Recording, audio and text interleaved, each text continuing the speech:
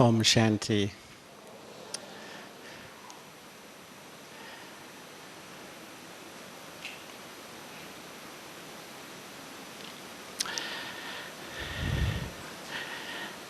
It really feels very, very special to be a part of this huge gathering of double foreigners. Do you agree? Excuse me. And I can't help, whenever I come to Madhaban these days, to remember my days of childhood. And the first time I came to Madhaban, we had a double foreigner season of 3.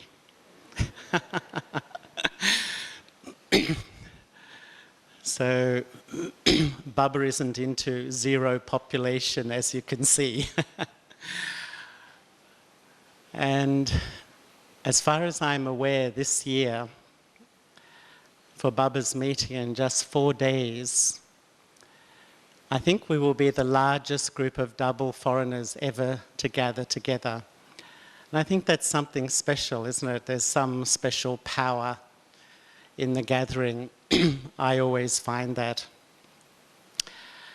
And something's new is happening because our season is down here now. And when I first began, I spent the first half of my Brahman life visiting and staying in Pandav Bhavan. And in those days, Pandav Bhavan was very small. It had 35 residents. Can you imagine? Just 35 residents. And I remember when I came, the yagya had 1 car. It just seems unimaginable. And then we began to spend time in Gyan Sarovar and Pandav Bhavan. But because of the growth in the family, we're now beginning to discover Shantivan. And Shantivan is now the place where Baba comes. So Shantivan has that special stamp that God incarnates here every so often. So I think it's quite special to have our season here for a week. Just before we begin, I just came from upstairs, as they say. Perhaps you've already been asked this, but I'd just be interested to know who has come for the first time. Do you mind putting up your hand? Yes, many of us. And who is staying in Shantivan for the first time? Can I ask? That's great, thank you. I think, like some of you, I was here about 6 weeks ago. Because as all of us know so well, and we watched and read on the International Rosary, the extraordinary scenes of late August when Daddyji passed on. And I actually, I heard about it on Wednesday. As you know, on Tuesday evening, about 6 p.m. in Daddyji's cottage here, she had some sort of brain hemorrhage. And late in the evening, they took her straight to Ahmedabad. And she arrived at a hospital in Ahmedabad and quite late, and the doctors looked at her and decided that really there was no hope for recovery. And so the little group of seniors that traveled with her decided to bring her back here to Shantivan, to her home. And I heard about this on the Wednesday, and as soon as I heard, I don't know about you, there was a real feeling to come. Who had that feeling that I'd really love to come? And, you know, sometimes, you know, that part of you wants to, and there's another rational part that says, oh no, because of this and this and this, I shouldn't. But there's a very strong feeling in me. And on, I think it was the 23rd, which was the Thursday morning at Amrit Vela, I had this strong thought to come here. At 9 o'clock, I booked my ticket, and I was on the flight at 11:30. And when I arrived here in Shantivan, the car just stopped. And we went into Daddyji's cottage. And you know that long, thin room on the side of Daddy's cottage with the glass? I think Daddyji's cottage, many of you would have seen it. A lot of Baba's old and gold children, the seniors, were sitting there, and when I walked in, no one said hardly anything, but everyone just met through the eyes. It was quite lovely, actually. Held hands, and just there was this wonderful feeling of family and brotherhood. And I went into the room where Dadiji was, and she was connected to many machines. And I remember thinking, she looked like the Sleeping Beauty. You know, she was just lying there, and the machines were just forcing air in and out. But she seemed beyond. It wasn't like she was really present. And Daddy Gulzar was sitting in the room, and there was just this wonderful atmosphere of silence. It was quite special, something unique in the feeling. And while this was happening, brothers and sisters were coming from all over India, and they were having 24-hour yoga in the big diamond hall here. And somehow the more yoga was happening, it was just like this incredible envelope of silence just fell over this whole place. It was quite extraordinary. And because I was on a different time zone, I woke up very early the next morning, and I went into the hall, and for 24 hours they had 8 sisters and brothers leading the meditation. And it just was building up such an extraordinary feeling. And the next morning, Daddy Janki read the Muli and was speaking about Dadiji's specialties. And I went near her cottage, and I saw Nivebai there, and he said, you should go and say hello, go and see her. And so I went into the cottage, and when I went into the room once again, I noticed on the machines that all those indicators, you know, like blood pressure and things, were fluctuating, quite dramatically actually, going up and down. I don't really know a lot about these things, but there was only a few in the room once again, and Dadiji's serenity, that sort of peacefulness was just there. And I left. This was about, I think, 9 a.m. in the morning, and I went and had breakfast, and I was trying to go up to Pandav Bhavan, but I just couldn't get a lift. And so about 9:45, I went outside the cottage, and there was about a huge line of brothers and sisters from India. There were thousands of them that had come, and they were standing in the hot sun waiting to see her, because they were bringing out Dadiji into that glass area so people could just see her. And they were waiting there, and then suddenly a lot of the senior brothers and sisters started to come in quite a hurry. And someone just whispered in my ear that, in fact, Dadiji was beginning to leave. Just someone said she's just beginning to leave.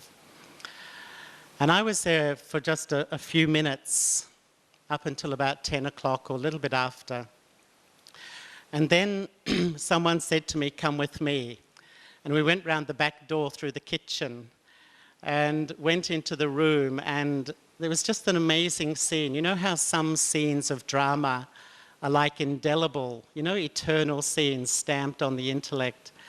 And that scene's really fixed in my mind, because all those monitors on the machines had stopped, and it just said 0, 0, 0, and Dadiji was absolutely still. But what was really amazing around her was standing, like, all her sisters, her brothers, her friends of 70 years, you know, were all around in that room. There must have been, I don't know, it's hard to remember, 30 people. And there was such a feeling. It's hard to describe feelings, but it was a combination of this amazing sense of silence, you know, that atmosphere of silence, but there was an incredible feeling of reverence. Everyone had so much love for Daddy, and it was just a palpable feeling of reverence, of respect. But I also picked up this feeling of wonder, because to me it was almost like, you know, watching somebody, you know, conquering matter, conquering the physical organs, you know, really watching a human being become an angel. And it just felt like an incredibly significant experience. And just the whole feeling in the room remained just so incredibly strong in my mind. And the next day, or even after that, tributes started to pour in from all over the country of India, all over the world, from the Brahmin family, but also many leaders from this country, many parts of the world. But the people from the Abu village, the people from Abu Road, the people from, all different areas, including the local sannyasis. And only yesterday I was told that they had a Brahma Bhojan for all the sannyasis afterwards. Some of you may have been here. But one of the sannyasis was saying that Dadiji was my friend. And the reason was that he was saying that once he was traveling on the train to Mount Abu, and he was in a compartment only for males. Sometimes the trains have compartments only for males, and it was full, there was no room. So he was hanging on the side of the train. I think you might have seen them do that in India. He was hanging on the side of the train. He had nowhere to sit, and Dadiji saw him, and she invited him into her compartment. And I just found all these stories. There were so many stories. And what really touched me was how her extraordinary respect, her ability to value every single soul, her care, her genuine, honest care for each individual was just so touching. And when a lot of the double foreigners here, there was about 130 of us, were sharing our stories, everyone had some deep, personal, almost intimate connection with Dadiji. And I was just amazed how she was reached out to everyone. And I can remember a few years ago, because a theme that Baba has taken up over the last few years, very powerfully I found, is a theme that crops up time and time again on our journey in this life. Self-respect and respect. And I remember Baba said one of his simple one-line statements, and I love the way Baba has the ability to say something simple but so deep. And Baba just said, if you want to become full of all virtues, what should you do? And his answer was, become a bestower of respect. If you want to become full of all virtues, become a bestower of respect. And I remember Dadiji once saying that she's very careful in her life. She was very careful not to lose the blessings from the hearts of even one soul. She said the blessings from the hearts, that pure love, that goodwill from the hearts of souls, is like a blessing which has helped her move forward in her life. So she was careful that in her attitude, in her facial expression, in her words, she never gave anyone any indication of any little bit of, disrespect, because then she would lose that pure feeling, the blessings from the hearts of others. And as she said, these blessings were a great power to take her forward. And what I found really special, and I know that it's a bit of a wave, sometimes in the Brahmin family, different themes emerge, but when the Borg messages were coming through, I was thinking that when Sakar Baba left his body, he left us a summary of his 32 years of deep, deep self-exploration and effort in just 3 words. And you think of all the discussions we've had about incorporeal, viceless, and humble. It was almost like Sakar Baba's recipe to reach that final stage, that stage of purity and perfection. But Dadiji's recipe was different. And I found that really special because 2 or 3 times she came out with those words, self-respect and respect. And it really touched me. And it sort of reinvigorated those feelings. Really, what is that deep feeling of self-respect that we have to conjure up in our lives to really reach the destination that we want to? And one of the things which I have shared so many times when talking about this, sharing about this subject, is my first meeting with Baba. And it's also a memory which is really deep inside the soul, because I was only a few months in Gyan. I don't remember exactly how long. And the meeting was in the history hall up in Pandav Bhavan. And we listened to Baba's Muli, and afterwards I was asked to come and sit right in front of Baba, and I was very new and a bit nervous. You know, my heart was... you know, I suppose not sure what to expect. And my experience was Baba's vision. Baba's vision sort of went right deep into the soul. My sense was that Baba's vision sort of looked through all the nooks and crannies, all the corners of the soul, and his vision rested on the original me, the pure me, the one full of dignity and self-respect. And somehow I felt Baba's vision introduced me to my original self, my highest self. And it sort of, I felt, just in that meeting, my self-respect change. And in a way, I feel it's the story of the Yagya, the story of Dadiji, that these young girls, hardly educated, they came to Baba, but they had faith in Baba's vision on them. And that took them forward to reach where they have. Because many times, you know, I ask myself the question, what has the most powerful influence on me? Is it the vision of the world? Is it the vision of others? Is it the vision of the old self, or is it Baba's vision? It's a really interesting question to ask my heart honestly. What really has the greatest influence? Because the vision of the world will label you, will box you, will categorize you, you know, you'll be a statistic. The vision of others is sometimes sweet, but many times it's critical. Many times it's judgment, it's making assumptions about who you are. And my old vision on myself, I think, is one of the biggest things that I really have to change in my life. And yet, Baba's vision is the truth. There's only one vision which is really true. And I feel the journey in this life is really, excuse me,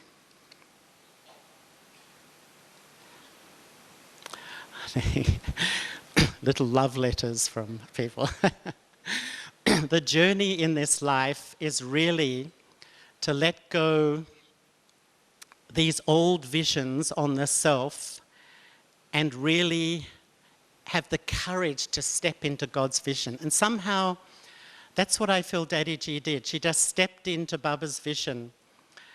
And sometimes I think, Baba says to us, children, you're all angels. Baba gives us such elevated titles.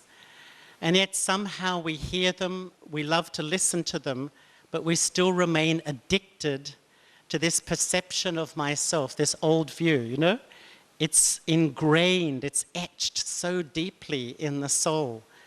And I want to move forward, but I hold on to this old view. And somehow the journey of this life is to let it go, and really step into Baba's vision. Because Baba's vision is the eternal reality.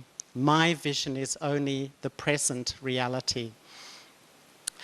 And I think this gift of self-respect, you know, once again, Dadiji's words just reminded me that it really is the most precious gift. And I remember a few years ago, Baba saying some very sweet things.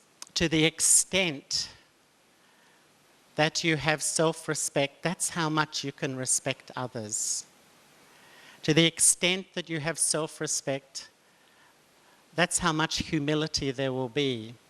To the extent that I have self-respect, that's how much love I will receive from others and how much love I can give to others. It is such a key, isn't it? Self-respect is such a key.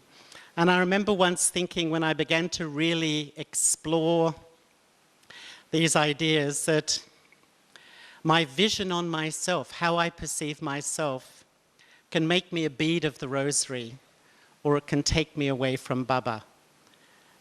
Just really, do I accept Baba's vision, or am I really so caught up in the old vision of who I am?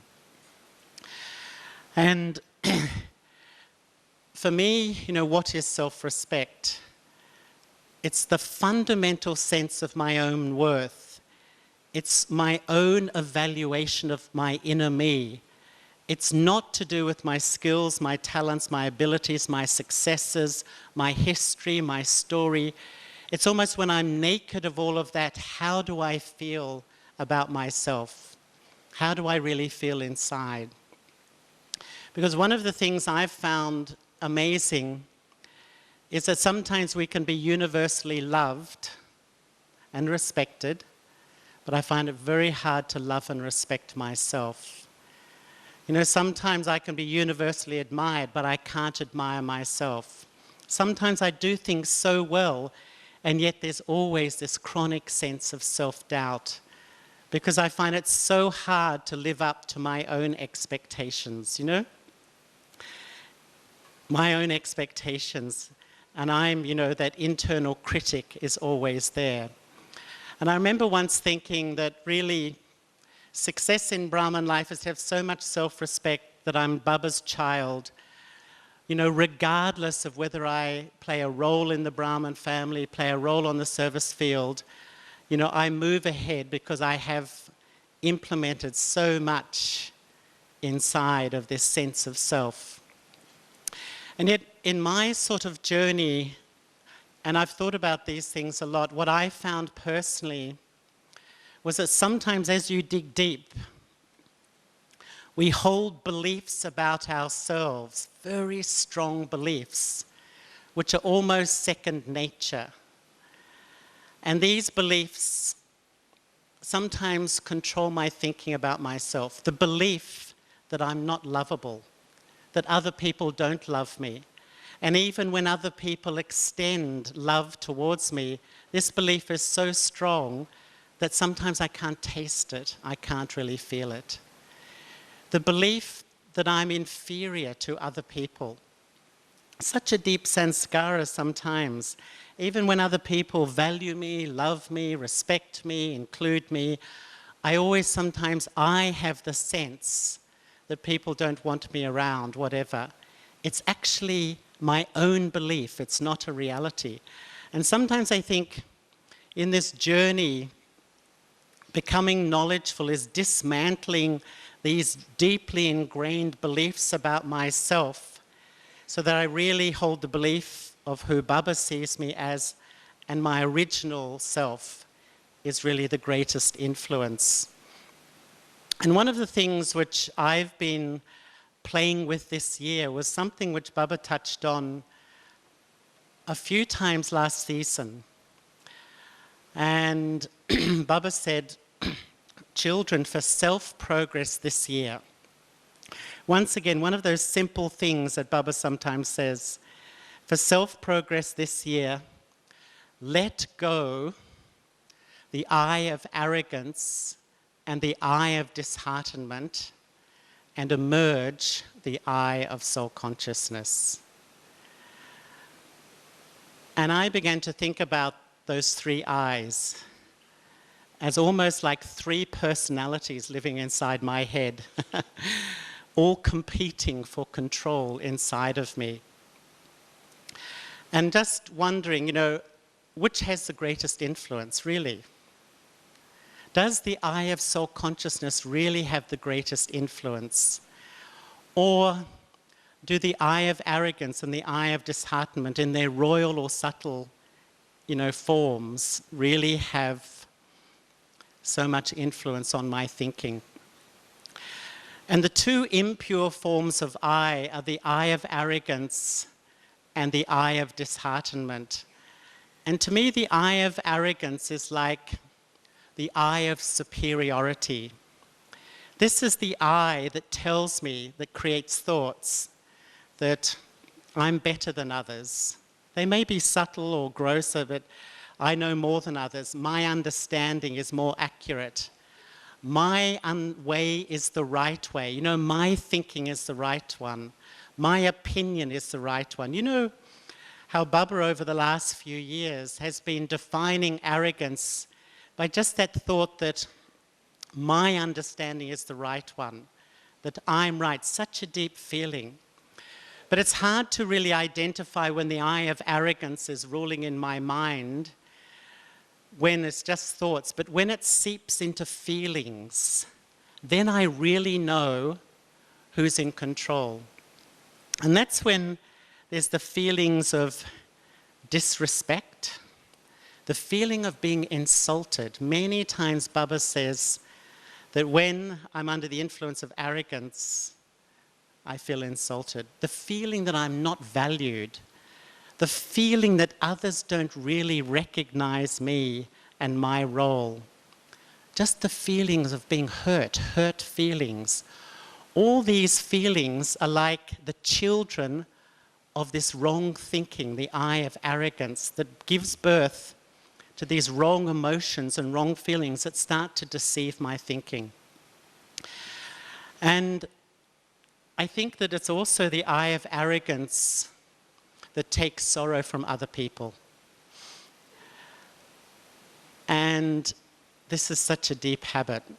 But really the eye of arrogance, as far as I see, is just a front for the real eye of impurity, which is the eye of disheartenment, as Baba called it, or the eye of inferiority.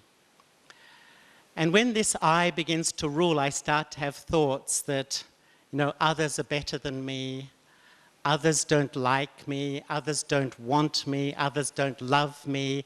No matter what I do, there's a sense of self-doubt. You know, that little cancer of self-doubt can just be there. But also when the eye of disheartenment begins to seep into my feelings, the feelings come, you know, as Baba describes, of hopelessness. You know, the feelings where I just can't see any way out of situations that I'm in. Gloomy feelings, you know, where everything becomes a bit dark, a little bit of even depression, we can say. Or a feeling of inferiority, a feeling of weakness. These sorts of feelings start to really influence. And that's when the eye of disheartenment has taken over and is ruling inside. And sometimes I have this thought that since the beginning of the Copper Age, some of these sanskaras have been, embedded in the soul. And hence why we come to this point where self-respect can be such a challenge. Daddy Ji's message, we want it, and yet it can be such a challenge because it's almost like, as I see it, for birth after birth, you know, year after year, we've gone into all these institutions of religion, you know, worshipping God, God's so great, God's so pure, I'm so low, I'm so impure, you know. And it's just enforced, it's just embedded that sanskara so deeply that we come to this point of the cycle where we see everything through this filter of disheartenment, as Baba called it. And so what happens? We oscillate, we go from the eye of arrogance over to the eye of disheartenment. And yet Baba said to emerge the middle path, which is the eye of soul consciousness. And to me, it's like this is the really deep work to do in this life, because as we start to practice, in my experience, as you go into the eye of soul consciousness, we come under more and more refined influences, you know, of little hurts, little feelings, little things that hurt my heart, or little feelings of hopelessness about this situation or whatever. And yet as we go deeper and deeper, we come home to a place in myself which is clean and free from those two forms of the impure eye, the eye of arrogance and the eye of disheartenment. And the true eye really begins to emerge. And as I navigate deeply, I find this place in myself And you know that lovely feeling when I sit in this space in myself and the eye of arrogance can't influence, so I don't react. Things happen, but I don't react. It's not even that I'm trying to, because in that soul-conscious place, I just don't react to things that come in front. Or I don't feel needy. I don't feel empty in that way. There's this sense of fullness. And I think that what Baba was trying to encourage us to do was to really stop this oscillation, going from one side to other, and really start to go deep inside and stabilize myself in that original state. I find the more I go on in my Brahman life, it always comes back to lesson 1. Do you find that? I really do. And I honestly believe sometimes a lot of the fluctuations that we experience are really a lack of depth in that journey, in that first lesson. Okay. Yes, I can. So anyway, I think gift time is about to start. So Moini Ben and Muni Ben have arrived. So anyway, lovely to have a chance to meet you. And maybe we can continue at some other time. Thanks everyone. Om Shanti.